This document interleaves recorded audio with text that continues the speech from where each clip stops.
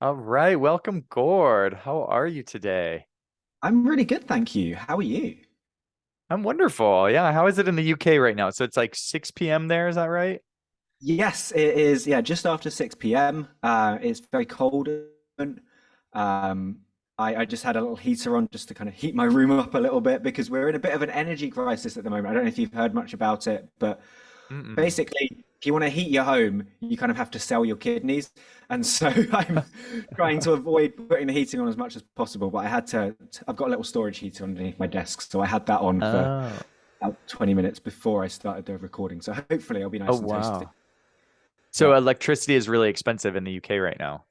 yeah, the all of the like oil companies are basically charging a lot for the energy, I think, and people are Huh. not able to afford it. The government are not bailing it out, are not bailing people out or something. I don't really watch the news or listen to much about the kind of the ins and outs of it. I just know that it's expensive to put your heating on at the moment. So Mm. my dad keeps Oh. texting me saying, "Don't turn your heating on," and all of this stuff. So Well, yeah, I'm glad you found other ways to keep warm, and I hope you yeah. maintain your warmth throughout this interview today. So, as I like to start all my interviews, I want to ask you, who are you today in this moment? But to tell me by describing the drag avatar that describes that. So, who are you? You can take a moment to kind of go inside and just check Mm. in with how you're doing in this moment, this point in your life, and to tell me whatever drag avatar comes up for you. It definitely feels like a bit of a chaotic one at the moment, I think. Mm. I Mm. don't know. I'm thinking like big hair, big dresses, big heels, all of that kind of stuff. Yeah, there's a lot going on in my life at the moment. A lot of chaotic energy. So it would definitely be um, some kind of chaos couture or something like that, maybe. Chaos Couture. I love it. I love it. And I feel like drag can really hold that energy, when you think about some of the bigness of drag. I mean, not all drag is big, but it often has that sort of larger than life quality to it. So I love the idea of Chaos Couture being held in that avatar. Mm, yeah. What would you say yours is for today then? My drag avatar today, let me think. Sorry, putting you I'm on the sitting spot. here, We're in it's the beginning podcast. of the week. Yeah. Um And I'm actually very present to this candle that's burning on my desk right now, and sort of in the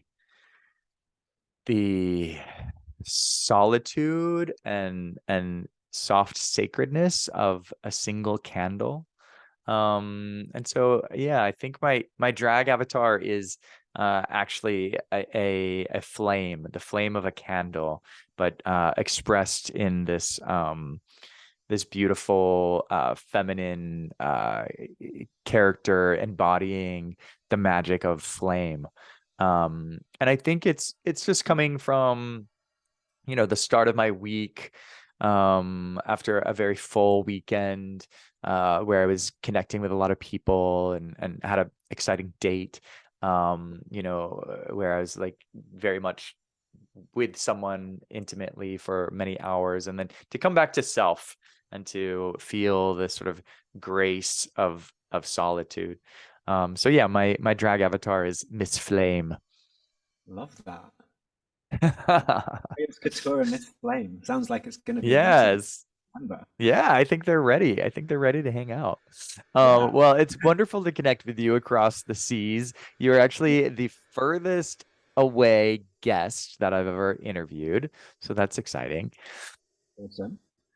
And yeah, I'm excited to talk to you about your journey, your some of the epic changes that you experienced, and also to play in Tarot Land later in this interview.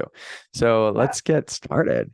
I want to begin by just hearing a little bit more about your path from being in the evangelical Christian community to branching out and discovering the spirituality that you're connected to today. Yeah. I mean, it's a hell of a journey, certainly. I kind of sometimes I'll look back on it and I think gosh, was it really like 10 years ago that I was in the church, and I was such a different person that it's Mm, interesting to kind of reflect on that.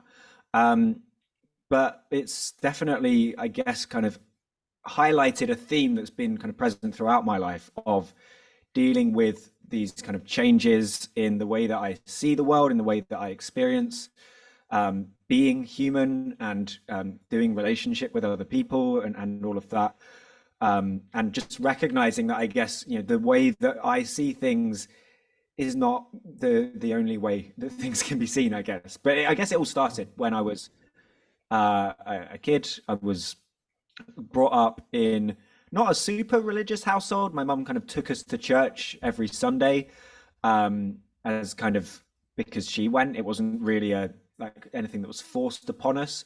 But the I guess the community that I found within the church was a place where I felt I was able to somewhat be myself a lot mm, more than I was able to in things like school, or to a certain extent the home. Although I was, I had a very loving set of parents, that's still fantastic. But I never felt that I could fully be myself.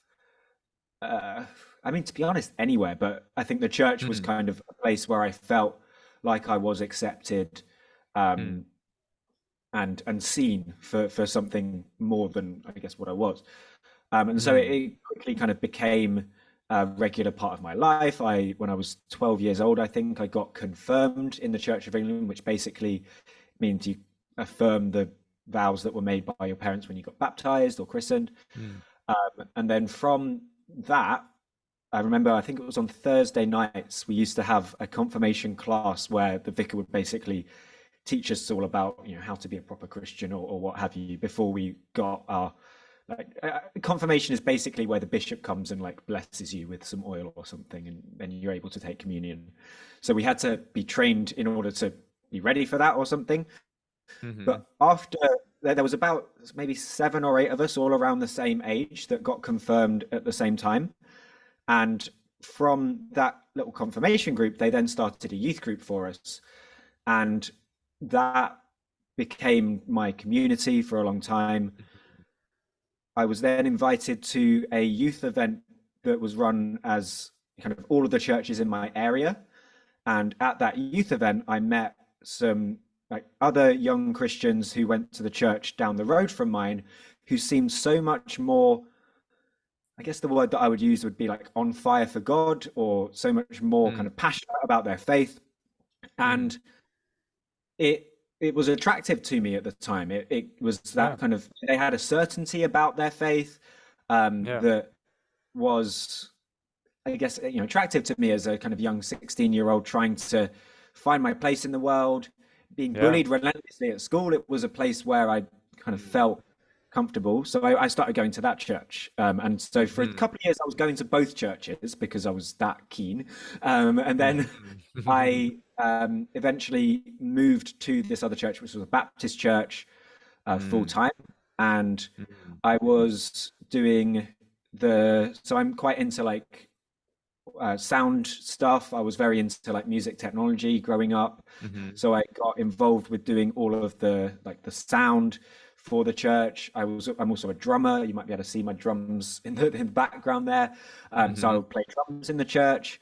And I started being a like young leader within the younger youth groups. So I was kind of, mhm, I guess, now that I look into it, like I kind of see traits of like, was I groomed into the church leadership, or was it just mm. that they saw traits and kind of, I think it's hard to tell. And I think the language of, what counts as being groomed into leadership like that Yeah. or not is entirely based on the person's experience at the end of the day, and how it feels for them. But for me, definitely looking back, there was an element of, I guess, manipulation in terms of people Mm, seeing that I was quite an impressionable young person. Um, mm, and so they kind of took advantage of that. They saw that I was also very keen on it and very interested in it. mm, And I think being someone that now I recognize as, recognize that I'm autistic, at the time, it was definitely almost like I don't know, like I didn't. It wasn't that I was a superficial Christian in any way. Like I took it seriously. Like I, Mm-hmm. read the Bible every day. I would pray every day. Mm. For me, it wasn't this kind of thing that I did half-heartedly. You were either all in or not at all, and I was all Yeah. fucking in. Like, Yeah, or yeah. um, Yeah, and I'd say, it's a pretty familiar story for many queer folks who didn't feel like they belonged in their schools or in their families, who have sought that feeling of belonging in these religious communities. I yeah, know for me personally, as a kid, I did seek my religious community, separate from my family. And it was, I felt the spiritual calling. And that's really the only understanding of a place to explore my spirituality was at a church. That's kind of that was my option. I didn't know about meditation and I mean all these, other spiritual communities that were actually very present in the place that I live. I live in Encinitas, which is a very high vibe kind of woo-woo place. But all I was present to then as a kid was, I could go to my Methodist church with my mom. And so I got involved in that. And then later I actually got really intrigued by the Mormon church because my neighbors okay, growing up were Mormons and they were very big in the Mormon church. They had 10 kids and their house was perfect and the whole system of operation was perfect. This family was like so ideal. And my family had a lot of sort of chaos and dysfunction. And so, I'd see this Mormon family in their perfection and I got really intrigued and started attending church and I joined the Mormon Boy Scouts and then eventually I ended up meeting with the missionaries. And I was only like, I think 11, 12, and I started meeting with the missionaries. And I hope you don't mind me going into the story. Your story just made me think of it, and I haven't shared it on this podcast yet. So the missionaries would meet with me, and we'd meet in this beautiful room that was really preserved just for these kinds of things. And I would be assigned. They'd teach me about these lessons from the Book of Mormon, and then I'd be assigned these chapters to read in the Book of Mormon, and then some chapters in the Bible. And then I was asked to pray and ask if this was the right thing for me. And I would go and do this, diligently. And then they'd come the next week or yeah, I think it was a weekly thing. And then I'd meet with them and they'd ask me if I got this sign from God, to join the Mormon church. And I was honest and wasn't getting the sign. And so week by week this would happen. And these guys they were very attractive, by the way. And it was like the whole cell was very attractive, this like beautiful heaven that they were describing and this like high tier of heaven that I would get to go to if I was baptized. And at the very end, like I still wasn't getting the sign. And I told them I didn't get the sign. And then I remember them saying, well, sometimes you have to get baptized first and then you'll hear from God. And at that point, I was like, no, I think I'm okay. And so fortunately, at 10 or 11, I sort of uh, found my way out of that potential trap. I mean, as a queer person, that could have been pretty damaging. yeah, But I just share that story because I resonate so deeply with having a spiritual calling and finding and also yearning for belonging and yearning for community and sometimes us queer kids finding our way into organized religion that maybe isn't a good match. So oh yeah, thank you for the absolutely. the detour in that story. No worries. Yeah, I mean, so I guess kind of picking up there, like, I was part of this church being kind of pushed into leadership and all of this stuff, but I was still about 20 years old at the time. So I was quite young. Hmm.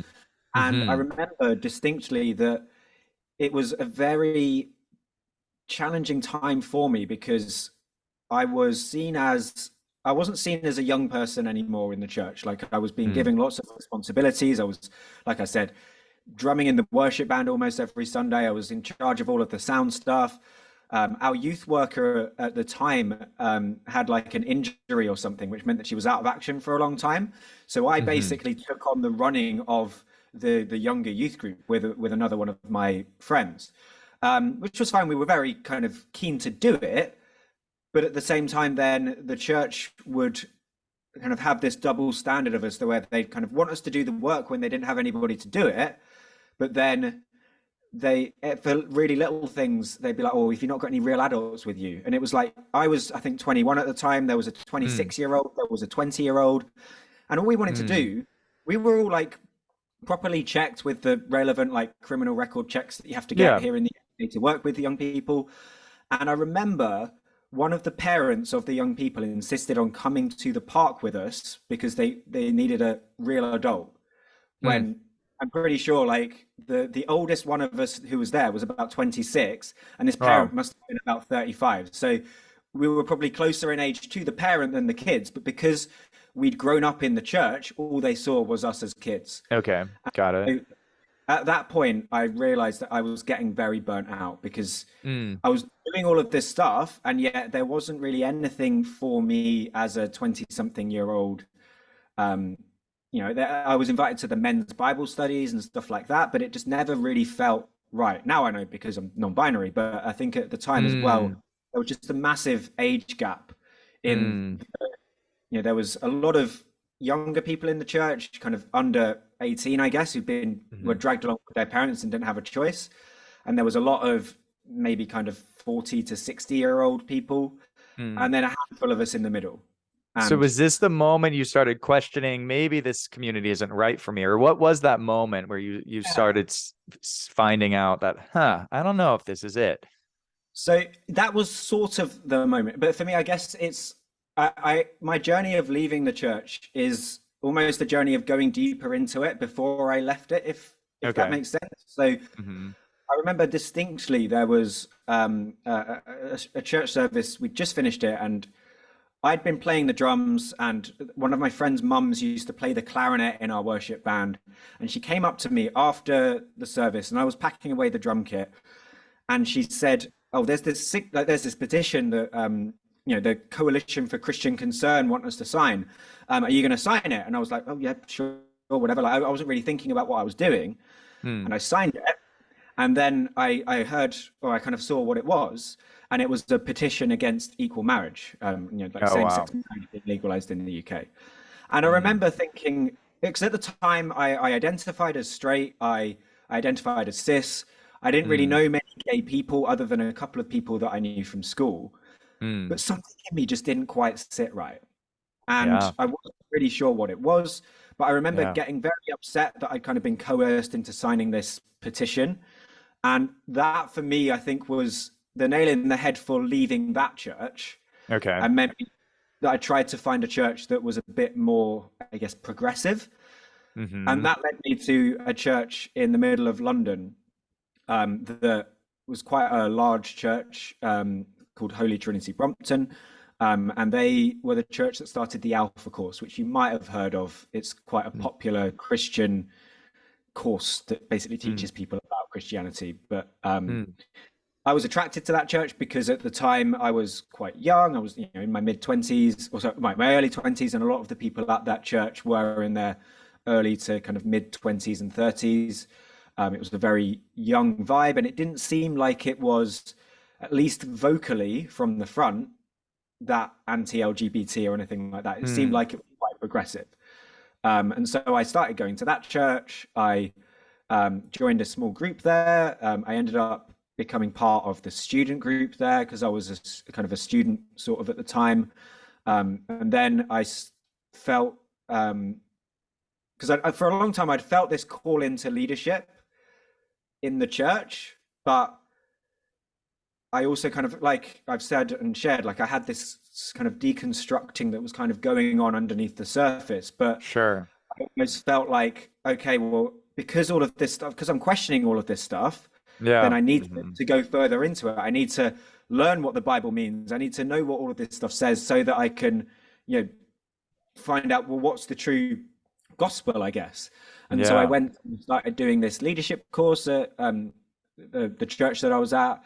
And then once I completed that leadership course, I got put into the what's called the discernment process, which is like a process that people go in if they're being kind of selected for ordination, basically. Wow. And so I was in this process of trying to work out whether I wanted to become a priest. Wow. And I finished my leadership year and I started working for the church doing marketing stuff, which was quite a shock in seeing a church have a marketing team, Mm, and be basically in charge of the marketing of this alpha course to our local community, trying to get 1,000 people to come on this course every year or every term and stuff, which wow. was interesting.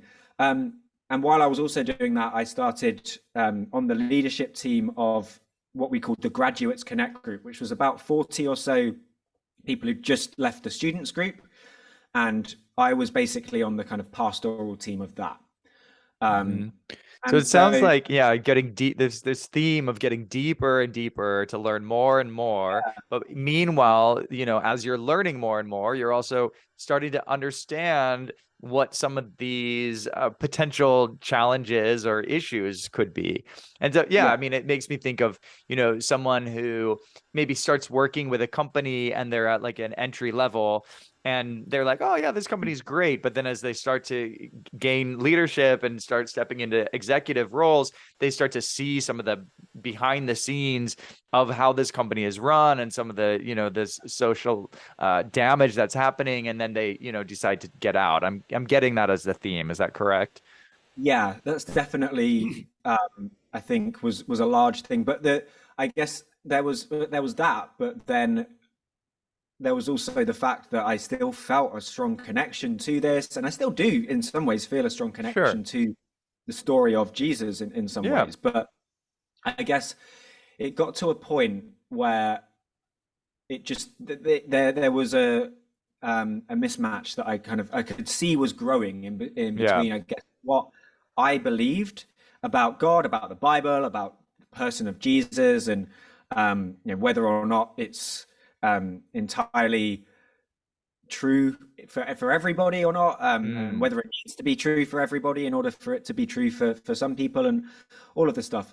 Um, and so there was kind of all of those questions going on. I was kind of throwing myself into the leadership and recognizing this disparity between what I believed and what the church believed. Yeah. Um, and then I was really quite interested in the work of a philosopher at the time called Peter Rollins, who's Mhm. a fantastic guy from Belfast who does this thing called like radical theology, which is basically kind of taking theology and philosophy and kind of really looking into it in a deeper way. And it's builds on things like Nietzsche's Death of God poem and stuff like Mm. that. But essentially, I read a couple of his books and thought it was quite interesting and saw that he was advertising this course called Mm. Atheism for Lent, where you would basically for Lent, so from Mm. Ash Wednesday through till Easter Sunday, you would be given a series of readings every week that critique the existence of God or critique Wow. Christianity in some way. And the idea was to kind of read it and to, I guess, unpick and deconstruct these ideas of God. And it was Wow. it was really interesting. It went through, started off with the kind of more atheistic criticisms of religion and God, Hmm. but we also looked at a lot of criticisms of God and Christianity from within the faith as well. Looked Mm. at some of Mother Teresa's poems and Mm. stuff like that. And in the end, I kind of came to a realization that, okay, I don't know whether I can call myself a Christian anymore. I don't think I can call myself an atheist, Hmm. but I'm not sure I can call myself a theist per se. And so Wow. I came across this term called Ignosticism. Have you heard of that before? No. Yeah. Tell me what that So, is. And it also, I sounds, just want to, before you do, I just want to acknowledge the sort of courage and bravery of that, right? I don't hear of many Christians, embarking on a course like that to actually question the mm, existence of God in such a, I don't know, proactive, practical way. And I just want to yeah, acknowledge that, as a seeker, as a fellow seeker, that requires a lot of courage, and good on you for taking that step. yeah. And I think for me, a part of it was like, well, if this faith is true, then it will Yeah, hold up. And if sure. there is truth in this, then it will hold up. And there's definitely still things that, like I've shared from Christianity, that I do Yeah. still hold on to. I'm sure I'll get into that in a bit. But yeah, it was I think for So me, this term, what was it again? I can't. oh, agnosticism, yeah. So it's so it kind of sounds like agnosticism, and it is similar in a way. Yeah. Mm. Um, because if you, I guess if you've got like the spectrum of belief, so you've got theism on one side where they say, we affirm the existence of some kind of god or gods, whether that be Hmm. monotheistic, polytheistic, pantheistic, whatever. There's some kind of acknowledgement of some kind of theistic god. Then Yep. there's atheism, which is the lack of belief in a god, and you can get strong atheists that kind of have a Hmm. positive belief in the lack of there being a god. Then there's weak atheists that have just like, oh well, there's no evidence, so I'm not sure if I believe in it.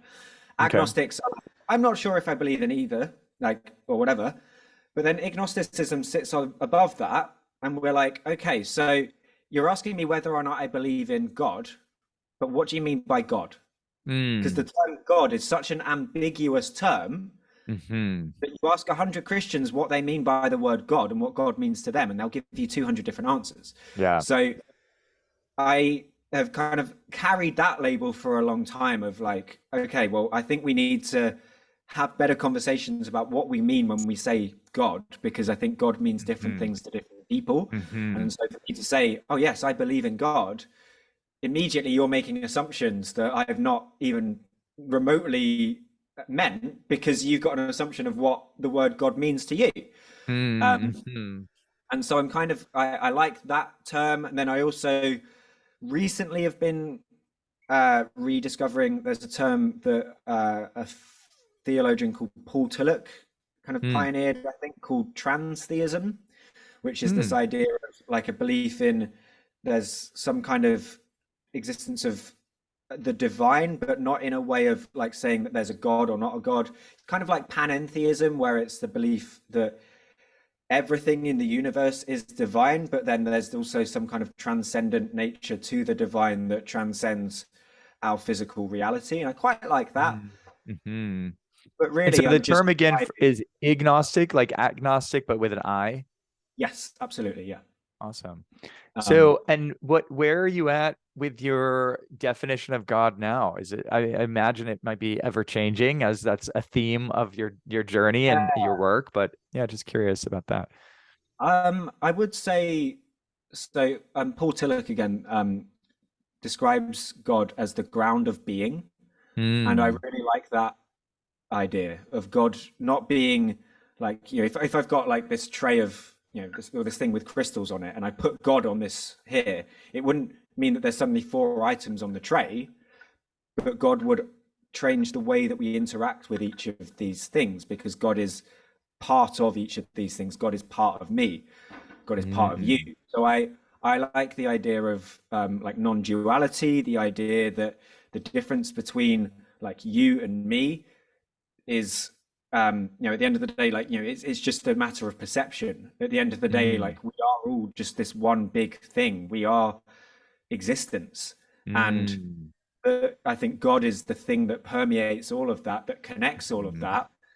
If you were to give God like a I guess in some ways I like the idea of God being love. That's obviously a very Hmm. Christian idea, but like the idea of if we're loving somebody, if we're connecting to somebody, then that is us kind of connecting to that ground of being, connecting into Hmm. that source, if you like. And then sin, if we kind of still are going to use that word in any way, would Hmm. be separating yourself from that love. So that Hmm. could be, if I say come over and I decide to, cut your head off or something like that, then that would not be very loving. That would be me Hmm. sinning against you because there's that act of like separation. And I think that, Hmm. people say sin separates you from God, and I would agree on a sense, but I think it separates us from the God within ourselves because it separates us from that act of being connected to everything else. And Hmm. it's almost like if I'm sinning, I'm kind of reaffirming that you and me are there's a difference between us, that there's a separation between us. And I think that Hmm. fundamentally there's no separation in anything. Apologies, my camera's moving.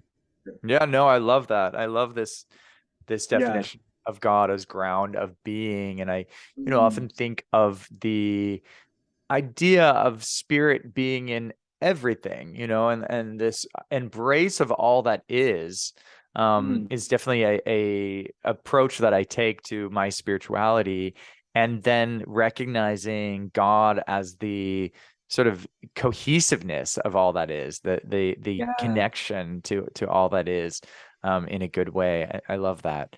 I like And that. so, yeah, go ahead. That's, I just cohesiveness. I'm going to steal that. That's a Oh great way of yeah, describing. please do.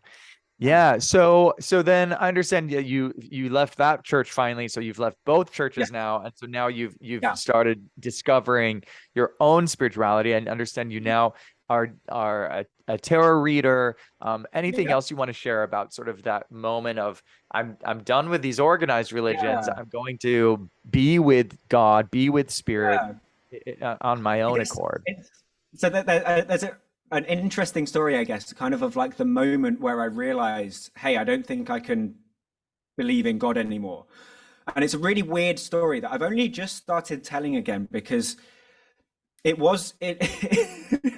it was kind of like I encountered God, and that's what turned me away from the church. So I was on this weekend away with this graduates group that I was the leader of. Hmm. And I remember we were in this beautiful like house that was owned by have you heard of Coleman's mustard? It's like an English mustard brand. Anyway, the Okay. family were rich and they were friends with some people in the church. So Okay. they let people hire out this home. So we went to it. It was absolutely beautiful. I was standing there and we were doing, someone was playing the guitar, leading us in worship. And I remember having this like spiritual experience where I was, and I very rarely have these like visualization experiences. Um, but I was standing kind of really trying to like hold on to Christianity. I think it was like towards Mm. the end of this atheism for Lent thing. And I Mm. was like, God, if you are there, like I want to encounter you. I want to keep doing this. And I remember just feeling like I was almost in this, like standing in the ruins of a temple that had fallen down. Mm. And the image that I had was almost like if you imagine that, okay, so I've got like a glass here that's filled up with water, for example. Mm. And then if I take like this hammer, I don't know why I've got a hammer in here, but if I take this hammer in the glass, it will start to crack, right? And the Hmm. water, it will stop being able to hold the water. And eventually we won't Hmm. have anything left and the Hmm. water will just be on the floor. Yeah. And the image that I had was almost like the temple that was in ruins was like the glass that had shattered. Yeah. And it was just this realization that I'd been striving so hard to keep together this container Mm. that was fundamentally broken, but actually what I needed to be focusing on, what was actually in the container. Mm. And that to me, that Yes. experience of like being and standing in these ruins, and it was almost like I was standing in the ruins of this temple that was this beautiful temple. And I was thinking, how can I rebuild this temple so that I can have something to contain God again? Ah. It was this realization that why do you need to do that? Like God is everywhere. You've been Hmm. limiting God by putting God in this box when actually God's everywhere. Hmm. And so I Hmm. had that experience and kind of realized, okay, well, I need to leave the church and stuff.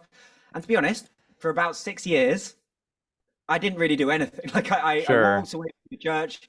I moved to the other side of the country, and I just focused on other things. I enjoyed my life for a bit. I um, did what the church would call sinning, and all of the things that I didn't do when I was a teenager because I Mm. was too busy reading my Bible. Yeah. Um, but there was still this kind of drive, I guess, to connect with this ground of being, to connect with this Mm.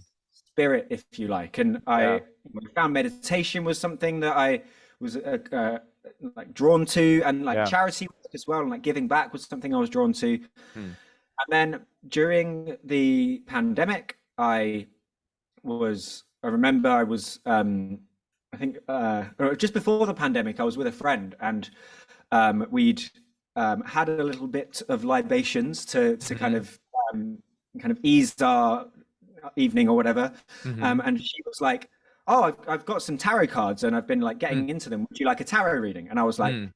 "Yeah, sure, whatever, fine, go for it." And she gave me a tarot reading, and I was like, Mm. oh, "Okay, that's pretty accurate. Like, yeah, that seems to make sense." And she Yeah. was like, "Would you like to give me a reading?" Mm. And I was like, yeah, okay, sure. I've never done this before, but go for it. And so I Okay. got the cards. I got the little booklet that came with the cards, and I shuffled Hmm. them and I pulled a couple out and I did the reading, literally just reading what the booklet said. Mm. But my friend was like, I don't know, like, you've got something there, like the way that you delivered that, like Mm. that was really good. So she was like, she had a second deck of cards for some reason, and so she Yeah. gave me her spare set and was like, Nice. here you go, there you go. And then we then went into lockdown, Mm. and I couldn't leave my house. Obviously, I was stuck at home, and so I, as everybody did, just kind of went online to try to do things or connect with people and stuff. Hmm. And I remember it was when Tinder had their like, oh, what's it called? Like the flight thing where you can like swipe in different parts of the world or something. Okay. And so because I was bored at home, didn't have anything better to do, I just put on my Tinder profile like, if anyone wants a tarot reading, let me know, and then put my thing to global. And then I was just getting so many people asking me, "Can you pull a card? Can you pull a card?" I ended up basically starting a like social media for it, Hmm. and it kind of spiraled from there. And then um, we left lockdown. I went back to work. I then um, had a bunch of other stuff going on with work with regards to my gender identity not being Mm.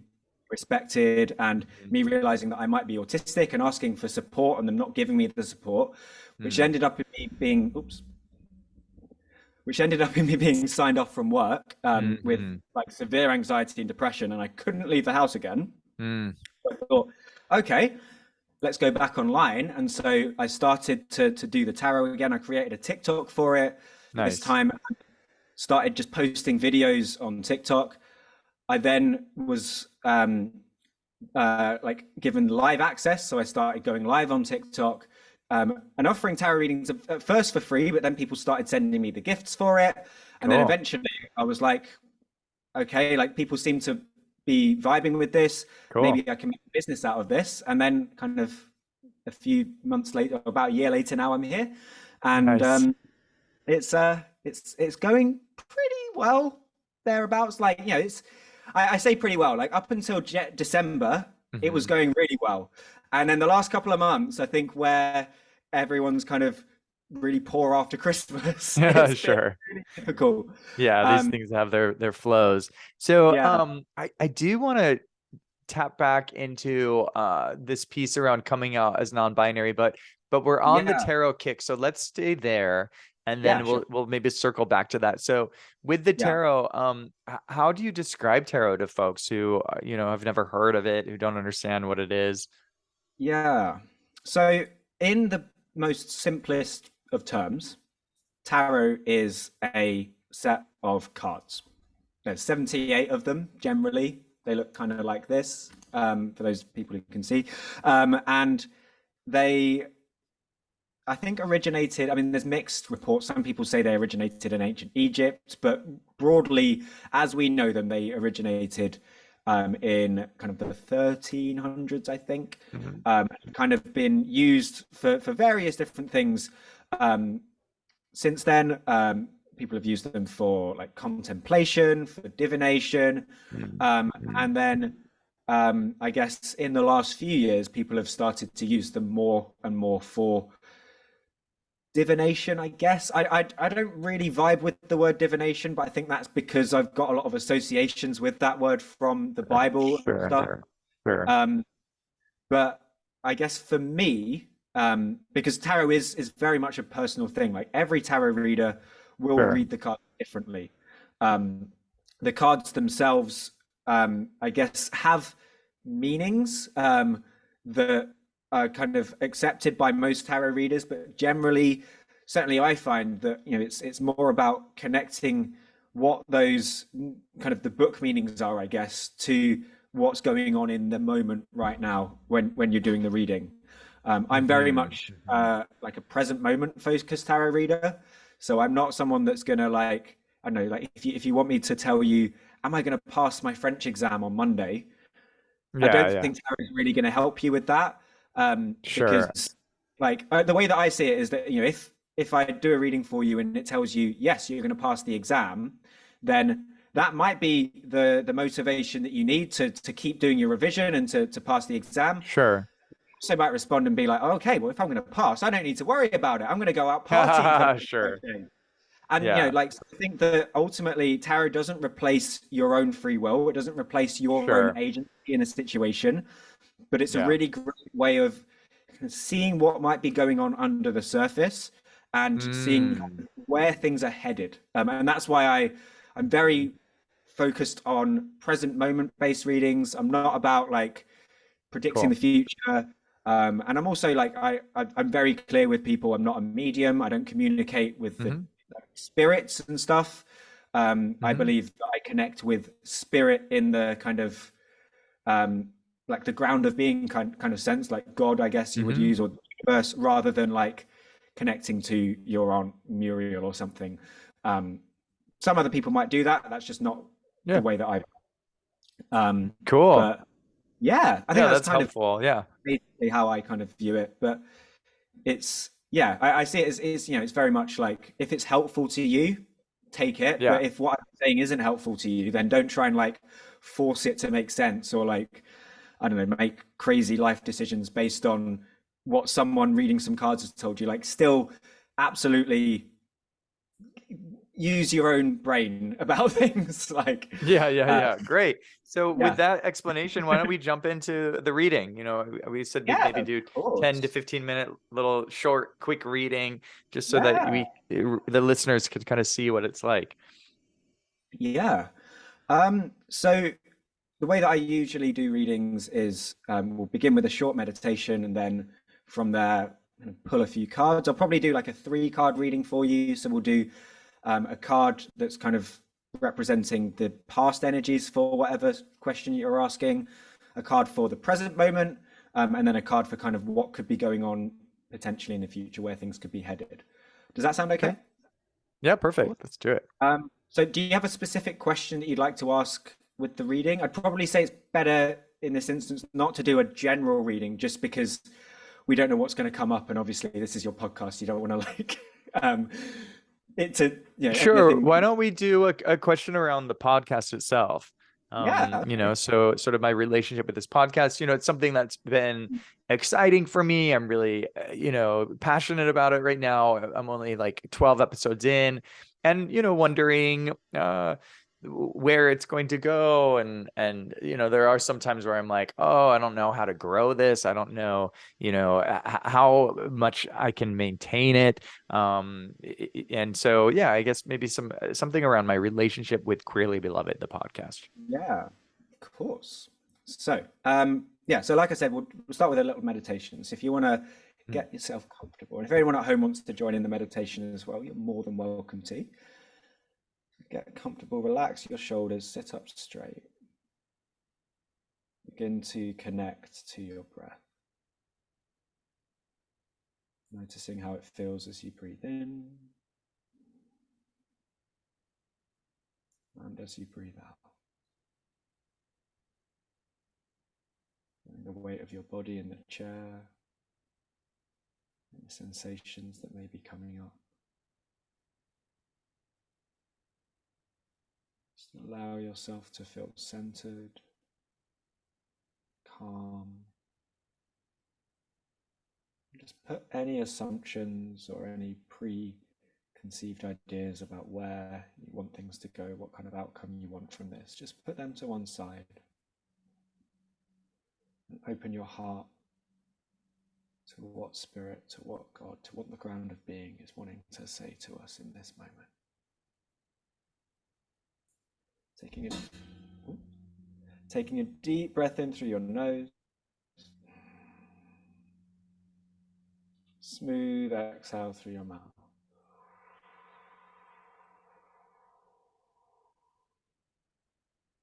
Okay.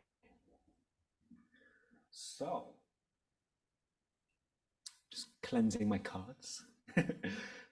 Something I try to do with every reading. Don't know whether it does anything specifically, but I find it's a good little ritual to do to, I guess, reset things for me. But let's see what comes up in this reading. So the first card that's come up for you, Will, is the Magician. Mm-hmm. Cool. So I feel like this is quite an exciting one to start with. The Magician, it's the first card in the major arcana. It represents kind of endless possibility. You can see that they've got their hand kind of pointing towards the sea, the sky, which is representing kind of connections to the heavens, and then one hand pointing towards the earth, which is this kind of groundedness. The sign of infinity on their head shows that this is like a divine thing that's going on. The hand of God is in this situation.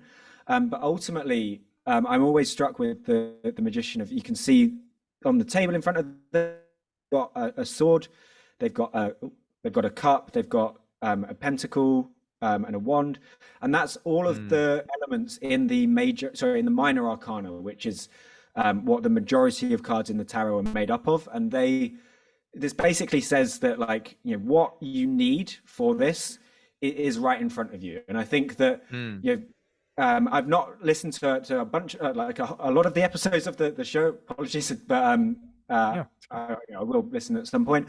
But I can definitely tell that this is something that is very much like it's a part of you, and it's like an outworking of something that's been going on within you for as long as you can remember. And so I see this as kind of like, the Magician in this energy of the past is kind of saying that, this is something that you've been, I guess, manifesting your entire life. It's just that now it's kind of happening. Would you say that feels true? Totally resonates. Yeah. Beautiful. Okay. Few fell out, but we'll go with this one here. We've got the Page of Pentacles in reverse to start for the kind of present moment.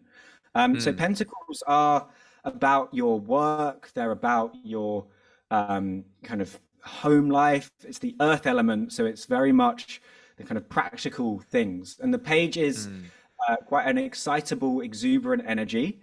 And so I feel like this reversal is almost like potentially there's some you're maybe getting into some ruts that are a little bit too samey, and you kind of maybe need to switch things up a little bit. I think that potentially there's a pattern that you've kind of fallen into, which is working, but it's never gonna move past this kind of level. There's other things that I think the sense that I'm getting, Will, is almost that you've kind of built it up to this point where you're like, okay, well, now I feel like I know what I'm doing, and you're kind of like, cool, let's coast along. But that's not what this show is. Ultimately, like, this show is something that's going to continue to grow and evolve, and you can't allow yourself to get stagnant with things and just be repeating the same formula over and over. Because I don't think that's who you are as a person. You're not somebody that's very kind of stuck in your ways. But I think maybe I don't know, I'm getting a sense that you kind of like hit something that you feel like is working with the podcast, and you're kind of tempted to be like, okay, well, let's just stick to that. But that's not the only thing that's going to work. It's just maybe the only thing that's working right now. Does that make sense? Yeah, no, that resonates a lot as well. Yeah. I've been feeling this like urge or inspiration to experiment a little more. That I've got a consistency, but I actually, I don't need to just stick with this template. That I can play with it more. So I appreciate that. Yeah, and I think, like, because the thing with podcasts as well is, if you're releasing them every week, if you have a week where maybe you try something and it doesn't quite work, you've just got the next week. Like, it's not the end of the world. And I think that just be a little bit more spontaneous with that kind of stuff, and curious as well. But let's see what the future's got to hold. And we've got the Nine of Cups, which is an interesting card. Again, it's kind of on the same theme as before. So the cups are related to your emotions, your emotional world, your relationships, and the Nine of Cups, you can see that they're looking pretty content with things. They've got all of these cups lined up behind them that are kind of on display. But the thing that I'm always struck at with this card is that there's success, And so I think this is definitely a card to show that there's success in the future for you. But Mm. I'm always struck with this, that if you've got these cups that are kind of sat there stagnant, Hmm. it's kind of like, and this is maybe a little bit gross, but I'm just going to say it. So Okay. I had a friend over a couple of days ago. I think it was maybe about a week ago, and they asked for a glass of water. I made them a glass of water, and then because I've got ADHD tendencies, so when there's something on the side, unless I need to clear it up, or I know, or someone's told me to clear it up, like it will just disappear for me. And if I like, and I might not Uh-huh. notice it for ages. So I think we went out for a walk or something. The cup was on the side, and I just forgot about it. And I was like, I Hmm. didn't think about it. I've got quite a few glasses, so I didn't really worry.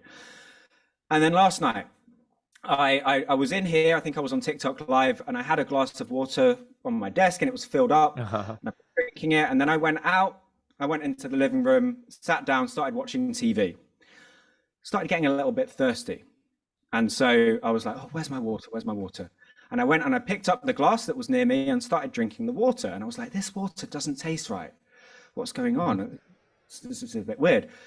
And it was after I drank maybe half of it that I realized I don't think that's the water. And I walked in here and I saw the glass full up to the brim. And I was like, Oh I've just no. been drinking water that's been sat on the side Oh God. for a week. It was horrible, absolutely horrible. But that's kind of like what this is here. It's like, Hmm. don't let the successes Hmm. get to a point where you're kind of so comfortable in them that there's no flow happening. Because Hmm. like I said, the cups are all about our emotions, and emotions Hmm. are these things that if we if you're in love with someone and you have a really passionate first date, and then there's nothing that's fueling that passion moving forwards, then it's going to fizzle out. You need to constantly let these emotions flow, and I think for this, Hmm. it's almost like the a kind of staying humble and not allowing yourself to get too comfortable with things, but also just allowing yourself to constantly be growing and learning from the Hmm. relationships that you're building with this, Hmm. and recognize that it's never going to be like a it's there's always going to be more to learn. There's always going to be more to do, even when you've got 9 cups sat behind you looking all beautiful. There's still room for more flow to happen, and there's still Hmm. space for something to come in. Does that make sense? Yes. Yeah, no, I love that. Yeah, I love that. And I love that we had that story Yeah. to bring in as well.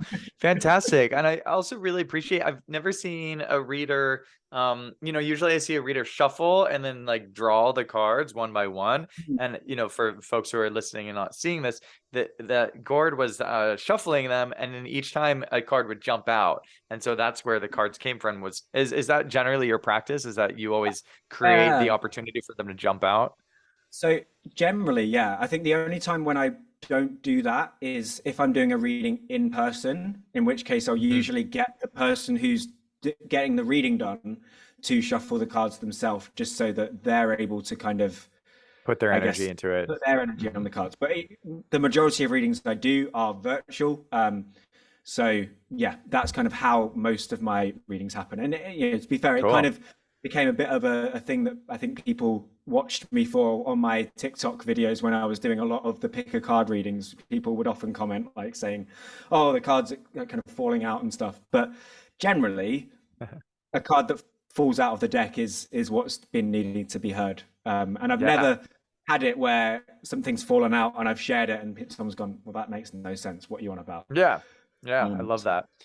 I love that. Well, yeah, thank you so much. I appreciated that. no I worries. appreciate it. And it did absolutely resonate with me. And I will use the wisdom of that reading to help inform my way forward. So I really appreciate that.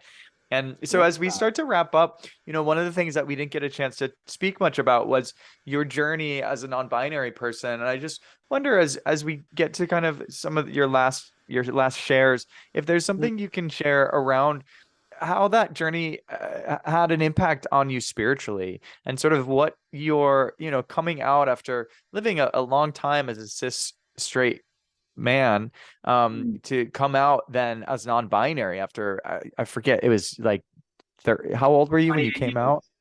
28. Yeah, so I'm just curious if you have any if you could share a little bit about that from a spiritual perspective as we sort of wrap things up. Yeah, wow. I'm not thought about it in super deep terms, kind of spiritually, but I guess it's in many ways it is a deeply spiritual thing of Mm, finding who I am at the end of the day, because that's, I guess, what spirituality is in a sense. It's us mm, finding our identity and how we relate to the divine, and the divine mm, relates to us. And I think for me, certainly my journey with my gender has been a long one. There's been a lot of kind of internalized queer phobia that I've had, I guess, from just identifying as straight for most of my life, not feeling like I could be part of the LGBTQ because of that. But mm, generally, I think it's been a thing of me being able to see the fact that my masculine traits and my feminine traits are both valid, and they don't have to mm, define who I am. And that, whereas I guess while I was in the church, I was really kind of pushed in towards being a godly man, whatever that sounds like. And I'm mhm, recognizing more and more that while there are definitely like sacred elements to my masculine side, I've actually got a lot of feminine traits that are more of the kind of the spiritual things that I guess that I'm now working out. So like mm, particularly in the tarot, I feel a strong affinity to the feminine cards like the Empress or the High Priestess, mm, or like the Queen of Cups, or something like that. But it's from this kind of, it's not from uh, like, yeah, I don't know. For me, gender isn't a thing of like, it's very divorced from sex, I guess, which is something that's mhm, come as I've explored my own gender identity. But like recognizing that it's not about like the body that somebody is in, it's about who they are, and then being able to embrace those qualities mm. regardless of what kind of vessel they're presenting in, if that makes It any sense. absolutely makes sense, and to embrace those qualities free of judgment, and when we're going back to uh, this idea of God being ground of being, it's the capacity to embrace all of who we are, all the potentialities of gender expressions and identities, and to do yeah, that without judgment, and when you talk about sin being the remover of or the separation, right? That judgment, I think, is where we start separating ourselves from our genders, fear of the yeah, judgment of others and then judgment of ourselves. And so when we're able to remove that what we can play with calling sin in this moment, yeah, when we are able to remove that, then we can start embracing all that is, and receive the sort of the cohesiveness of ground of being of God in that embrace. yeah. I love that. It's like almost in some ways kind of saying that it's a sin to not live out who you are. Like whereas I guess the Mm, traditional kind of, I guess, script that I was handed was that mm, no, I need to be a man, and I need to embrace masculinity and all of this kind of stuff, and that it was a sin for me to embrace my non-binariness. But actually it's the opposite, that it's mm. a sin for me to not be myself and to not express Yes. my full queer self. And that's something that I'm still on a journey with. In terms of my sexuality, I don't have a clue what I am, because Mm, there's still so many kind of issues that I'm needing to work out. I mm, think a lot of it due to the fact that I went to an all boys school and was bullied a lot by boys. So there's just a mm. masculinity for me is a whole thing, but Sure. it's the journey that I'm on. And I think Yeah. for me, recognizing that I don't have to be beholden to specific labels, but actually it's just about me being myself. And that, like, I guess, like language, I've been kind of deconstructing language massively recently. And the idea that, like, we invent these words that we make vibrations with our vocal cords, and we put letters and symbols together on a page to try to express who we are and to try to make sense of the world. And that's beautiful and that's fantastic. But then there comes a time, and we see it so much, particularly around the whole trans idea at the moment, where people are saying, well, no, these words are the gospel and you must fit these words. And if you don't fit these words, then you're not valid. And if I don't know the words that you're using, so therefore, and it's just like, at the end of the Mm, day, it's just noises that we make with our vocal cords to try to mm. make sense to the world. Like, I get a lot of people saying like, oh, well, what were you 30 years ago before non-binary was a thing? And I'm like, do you really think that penguins didn't exist before somebody like said, oh yeah, that's a penguin? Like, no, penguins were Mm, penguins before we called them penguins. Just mm, the same as non-binary has been a thing and it's existed for millennia. Like, I've been looking into like ancient Mesopotamia and the creation myths in certain parts of the world there, where they had like three sexes in their creation myths. Like, being mm. genderqueer isn't a new thing; it's just a new thing to people in the West. And yeah, it's something that I'm massively like, Yeah. we need to stop letting language constrict us and let language be the thing that helps us to find who we are, rather than forcing it Beautiful. in boxes that we're not. Yeah, and I love holding that dichotomy, right? That Mm. language has the power to help us discover and embrace and express who we are and have the Yeah. world interact with us as who we truly are. And if folks decide not to use pronouns, as we've expressed our preference for, that they don't take away our non-binariness or our transness, right? That we actually hold that power. And so when you look back at, millennium ago, that trans was still present regardless of the society hadn't evolved in embracing it with language at that point. Well, Yeah. wonderful. Thank you so much for sharing so much about your journey. And it's an inspiration, and the changes that you've gone through and the ways you've moved through the changes in your life with such grace are really beautiful. Any final words you want to leave the listeners with? I guess if anyone wants a tarot reading, if you head to watchfulsoul.com/queerly beloved and use the code queerly beloved at checkout, then you'll get 10% off any readings with me.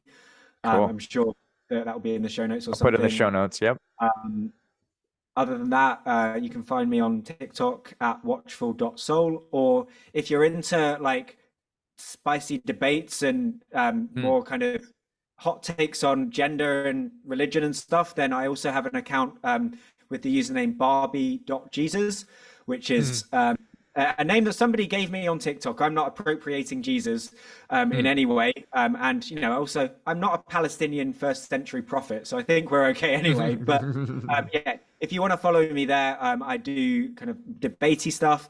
Or if you're Hmm. interested in tarot, then watchful.soul. But other than that, it's been an absolute pleasure to be on here. Thank you so much for having me. And I hope you have a blessed day. Thank you so much. Absolute pleasure for me as well. We'll do it again sometime. Hey.